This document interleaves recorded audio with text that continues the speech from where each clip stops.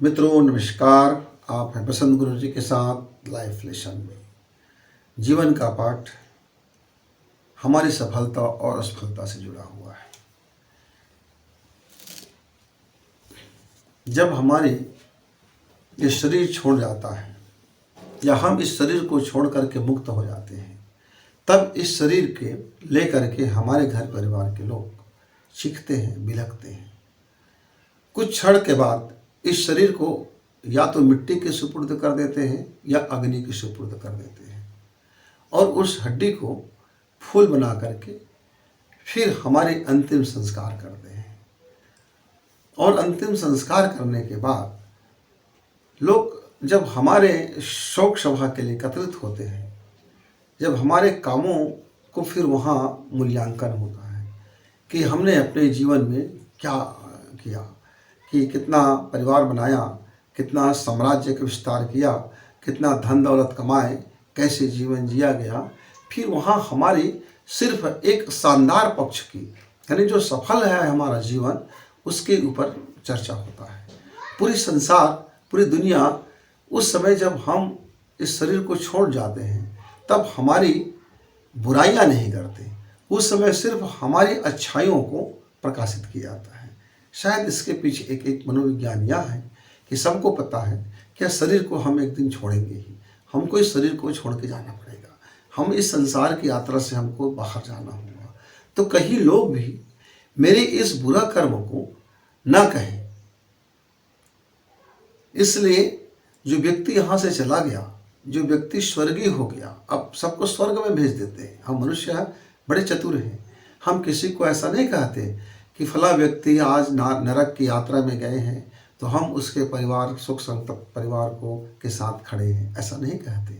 सभी व्यक्ति को स्वर्ग में भेजते हैं, चाहे वो लायक हो नालायक हो, ये स्वर्ग जाना चाहता हो नहीं जाना चाहता हो, पर हम अपनी ओर से तो सबको स्वर्ग ही भेज देते हैं। इसीलिए तो जब हमारे नामों के पीछे में जब कोई किसी डॉक्यूमेंट में भरना होता है तो हम लिखते हैं ना, बसंत पिता स्वर्गीय फलाने। क्यों?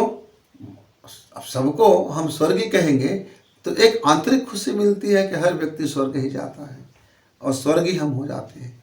क्या बताया जाए, पर क्या आपको इससे संतोष है? जीवन की सफल होना है, यदि आपको जीवन में सफलता प्राप्त करना है तो सफलता का आशय क्या है कि सुख भी हो, समृद्धि भी हो, जीवन में प्रेम भी हो और आनंद भी हो। ये चारों चीज़ आपके साथ रहता है, तब आप कहते हैं कि इसका जीवन सफल है। तो सुख से शुरू करते हैं, समृद्धि में अटक जाते हैं, सुख की तलाश में जीवन भर भटकते हैं और समृद्धि की कोशिश करते रहते हैं। फिर वो आनंद और प्रेम, वहाँ तक तो पहुँचने का सवाल ही नहीं आता। तो मित्रों, ये अटक कहाँ जाती है, हमारे जीवन भटक कहाँ जाती है, हम लटक कहाँ जाते हैं। फिर ये अटक के भटक के लटक के फिर यूं गडमड होते हुए लाइफ हमारी न जाने दिशा विहीन हो जाता है।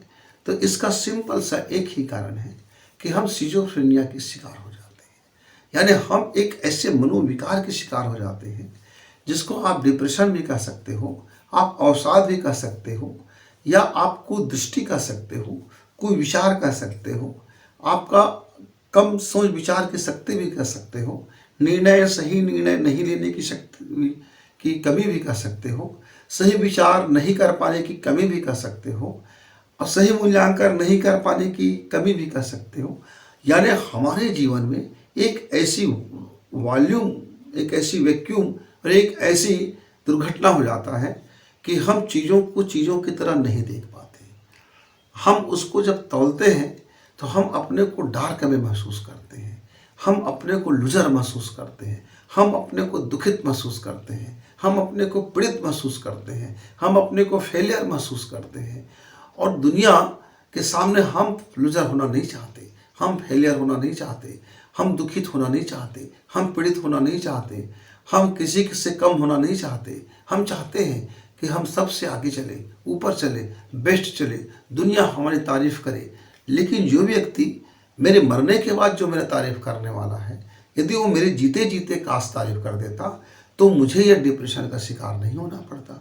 लेकिन पूरी दुनिया जानता है जो जीवित है उसकी तारीफ मत करो, उसकी आलोचना करो, उससे जलो, उससे कुढ़ो, उसके लिए कांटे बिछाओ, उसके लिए तमाम कठिनाइयाँ उत्पन्न करो, उससे आप गुस्सा करो, उससे क्रोध करो।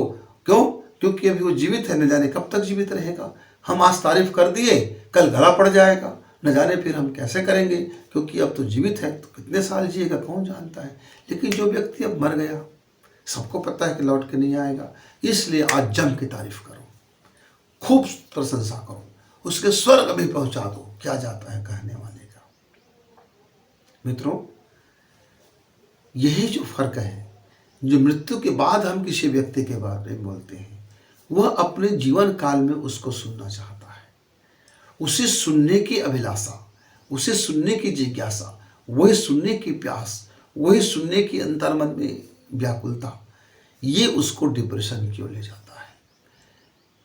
कोई किसी कारण से, कोई किसी कारण से, बाह्य कारण हमको दिखता है, लेकिन है तो यही मुख्य कारण। अब इसके 3 स्वरूप हो जाते हैं। यदि आप छोटी छोटी बातों को लेकर के, अपनी मानसिक तनाव को लेकर के, अपनी क्षुधा पूर्ति को लेकर के, अपनी वासना पूर्ति को लेकर के, अपनी रसना पूर्ति को लेकर के यदि अतृप्त हैं और चिंतित हैं, व्याकुल हैं, छिपा रहे हैं, दबा रहे हैं, प्रेषित कर रहे हैं, पीड़ित महसूस कर रहे हैं, दुनिया से बोल नहीं पा रहे हैं और आप चाह रहे हैं, तब आपको सिंपल सिजोफ्रेनिया के स्तर पर हैं। अभी आप यहाँ से एक प्राणायाम करके आप वापस आ सकते हो, अपने को समझ करके वापस आ सकते हो। अभी आप क्रिटिकल अवस्था में नहीं पहुँचे हैं, अभी आप उतना जटिल अवस्था में नहीं पहुँचे हैं। यहाँ से आप अपने को चिंतन से, मनन से, स्वाध्याय से, स्वयं की समालोचना से, स्वयं की दृष्टि को परिपाक करके, सत्संग से आप लौट सकते हैं।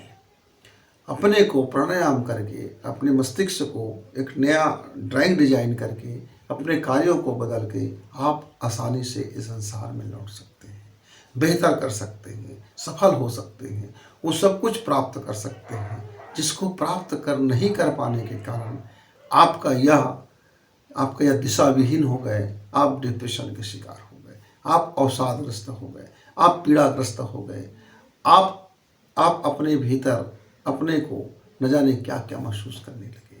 मित्र, लेकिन इसके बाद जैसे जैसे आप इसको भीतर की गहराई में उतरते हैं, आप उस अंधेरे में उतरने लगते हैं, आप अपने डार्क एरिया में उतरने लगते हैं, तब आपका सेकंड स्टेज आ जाता है, अवसाद के बाद का अवसाद। तब आपके अंदर में एक ऐसा पागलपन लक्षण आता है कि लोगों को समझ नहीं आता। फिर आपका हर काम बिल्कुल असामान्य हो जाता है, सोच आपका असामान्य, क्रिया आपका असामान्य, काम करने का तरीका असामान्य, जीवन जीने का तरीका असामान्य। फिर आप क्या करते हो, आपको ही होश नहीं रह जाता। आप क्या सोचते हो, आपका ही उस पर नियंत्रण नहीं रह जाता। आप क्या बोल रहे हो, इस पर भी आपका कोई नियंत्रण नहीं रह जाता।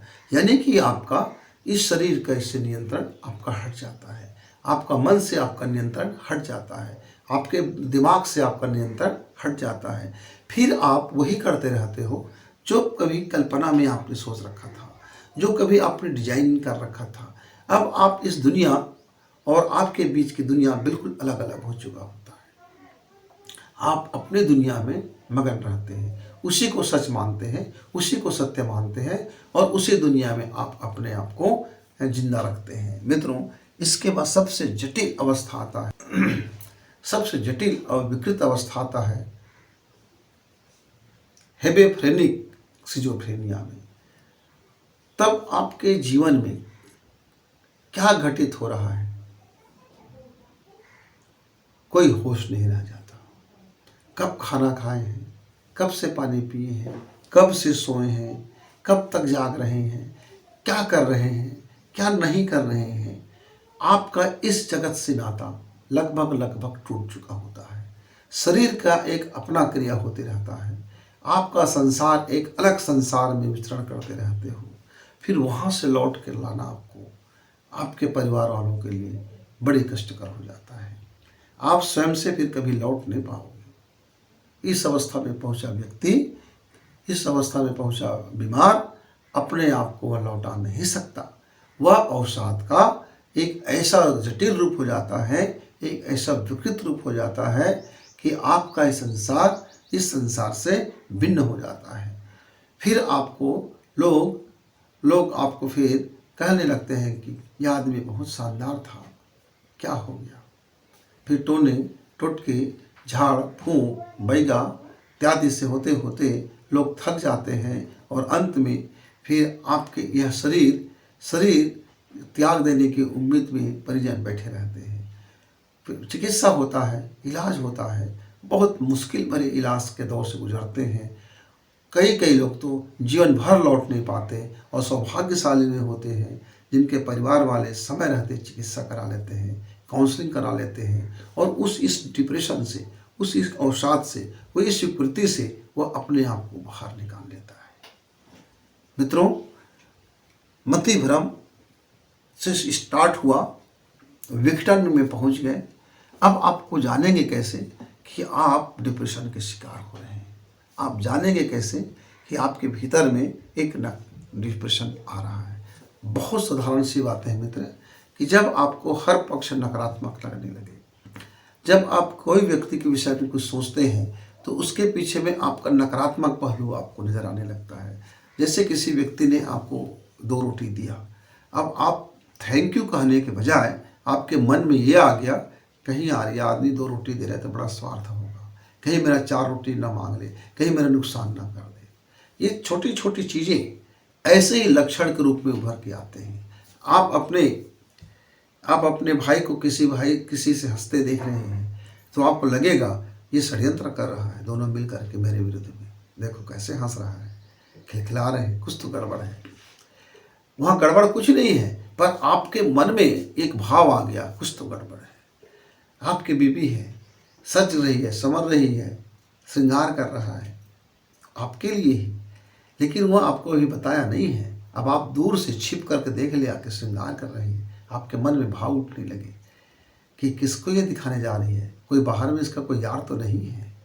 अब आपके भाव में आ गया नकारात्मक, छोटी छोटी बहुत सारे ढेर सारे ऐसे ही मति भ्रम हो जाता है, दृष्टि भ्रम हो जाता है, विचार का भ्रम हो जाता है, सोच का भ्रम हो जाता है।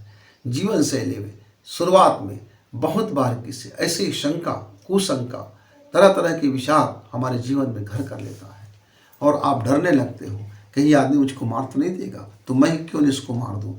फिर आप सोचने लगते हो कि ये सब आदमी मेरे पीछे पड़े हुए हैं तो मैं कहाँ छिप जाऊँ। तो आप अपने दरवाजे को 1 ताले लगा करके नहीं 2 ताले लगा करके फिर सोना चाहते हो, बिस्तर में दुबक जाना चाहते हो। चारों तरफ से आपको भय आने लगता है, एक फियर, एक डर, एक अनजाने डर से आप घिर जाते हो। फिर आपको कपकपी आने लगती है, फिर थरथराहट आने लगता है, फिर गुस्सा हो जाते हो, फिर किसी को मारपीट लगाने लगते हो, फिर आपके जीवन में कोई स्थान नहीं रह जाता। छोटी छोटी ढेर सारी ऐसी चीज कारण आपको लक्षण दिखाई देगा। मित्र, यदि आपको यह शुरुआत में लक्षण दिखाई देता है तो इसका इलाज सिंपल है। क्या सिंपल से है? आप आधे घंटे का आप लोम विलोम प्राणायाम कीजिए। लोम विलोम प्राणायाम आधा घंटा करने के बाद आप फिर 15 मिनट का आप घर में दाहिना नाक बंद करके सिर्फ खींचने की प्राणायाम कीजिए। फिर सांस छोड़िए तेजी से और फिर सांस खींचिए। वैसे ही 15 मिनट का आप बाएं नासिका बंद कीजिए और दाहिने नासिका से सांस लीजिए। कुंभक नहीं करना है, फिर सांस तेजी से छोड़ना है और फिर सांस लेना है। और मित्र, आधा घंटे की ये हो गया और आधा घंटा आप दोनों नासिका को बंद कर दीजिए और जब तक आप बंद कर सकते हैं बंद कीजिए। फिर गहरी सांस लीजिए, फिर बाहर छोड़िए और फिर नाक बंद कर दीजिए। अंदर में ऑक्सीजन का डिमांड खूब बढ़ेगा तो आप नाक छोड़ करके सांस लीजिए। मित्र, यदि 1.5 घंटा आप सुबह और या 1.5 घंटा शाम का प्राणायाम कर लेते हैं तो आपके अंदर में उठने वाले जो मनोदशा का विकार है या जो आपका डिप्रेशन है या जो सोच का विकार है या जो मति भ्रम का विकार है या जो माइंड गेम चल रहा है, ये जो मन का विकार है, कई तरह की छोटे छोटे ऐसी सिजोफ्रेनिया हैं, आप उससे मुक्त हो करके आप जटिल में भी पहुंच रहे हो, यदि आपको अंदर से जानकारी हो गया, खुद को महसूस हो गया, तो आप यदि उसको करते हो और यह भाव रखते हो कि मन स्वस्थ, शरीर स्वस्थ, चित्त स्वस्थ, मेरा शरीर जानता है उपचार करना, मैं स्वस्थ हो रहा हूँ, खुश हूँ, आनंदित हूँ, मेरा मन निर्मल है, चित्त निर्मल है, मस्तिष्क चीज़ों को चीज़ों की तरह देखता है, दृष्टिकोण साफ है, मन साफ है, अद्भुत, मैं खुश हूँ। ऐसा भाव करके यदि आप 15-20 मिनट का ध्यान कर लेते हैं, ऐसा बोलते बोलते अनुभव कीजिए, बोल लीजिए, मन से बोलते रहिए, अनुभव करते रहिए, मन से बोलते रहिए, अनुभव करते रहिए। फिर आप देखेंगे कि कुछ दिनों के बाद आपको आपका मन, आपका चित्त, आपका मनोविकार, मनोमालिन्यता, अंदर के नेगेटिवपन, नकारात्मकपन, मन की कुढ़न, मन की जलन, मन का द्वेष, मन का भय और इस तरह से होने वाले तमाम लक्षण घटने लग जाते हैं और आप स्वस्थ हो जाते हैं, हेल्दी माइंड वाला हो जाते हैं, हेल्दी लाइफ वाले हो जाते हैं और जीवन में फिर आप सफलता की ऊंचाई को प्राप्त करते हैं। फिर जो चाहते हैं वो मिलता है, दुनिया आपको प्रेम करती है, सुख आता है, समृद्धि आती है, शांति आता है, खुशी आती है।